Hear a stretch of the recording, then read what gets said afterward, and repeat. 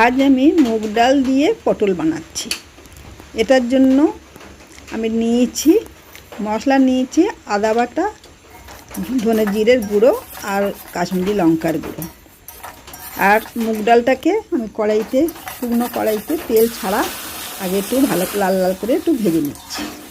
ভেজে নিয়ে ওটা ভালো করে ধুয়ে ডালটাকে এবারে সিদ্ধ হতে দিয়ে দিচ্ছি। এমনি করে পটল দিয়ে বানালে ভালোই লাগে খেতে। গরম ভাত, রুটি, তরকারি সব দিয়েই খাওয়া যায়। দেখো ডালটা আমার পুরো সিদ্ধ হয়ে গেছে। ডালটাকে আমি গরম জল দিয়ে ওটাকে ভালো করে ঘেঁটে রেখে দিলাম। এই কড়াইতে আমি এবার তেল দিয়ে দিচ্ছি। তেল দিয়ে আমি পটলগুলোকে কেটে নিয়েছি, আর 10টা মতো পটল নিয়েছি। পটলগুলোকে আমি গোল গোল করে কেটেছি। এগুলোকে আমি আগে ভাজা করে রেখে দেব। তার জন্য এই পটলটা দিয়ে দিলাম তেলের উপরে, একটু লবণ আর একটু হলুদ দিয়ে ওটাকে চাপা দিয়ে দিয়ে ভালো করে ভাজতে হবে। ভালো করে দেখো এমনি করে নিয়ে ভাজবে। ভেজে নিলে ভালোই আর কি একবারে সিদ্ধও হয়ে যায়, আর ভাজাটাও সুন্দর লাল লাল করে ভেজে নেওয়া হয়ে গেল। কাঁচা পটলের গন্ধটা কেটে গেল। এমনি সেই কড়াইতে আবার আমি তেল দিয়ে দিলাম।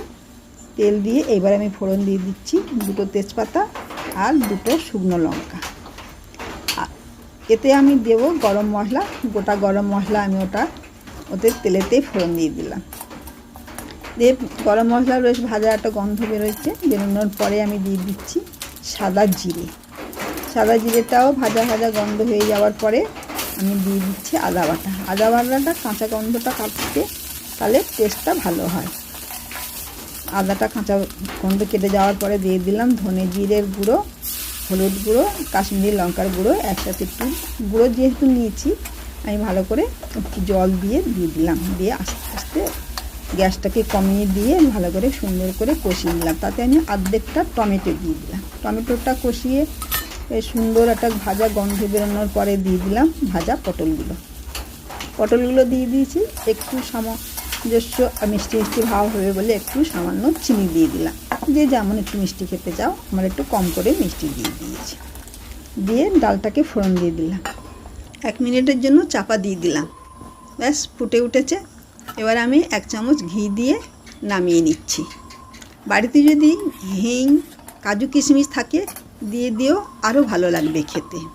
সম্পূর্ণ ভিডিওটা দেখার জন্য ধন্যবাদ। সাবস্ক্রাইব করে পাশে থেকো।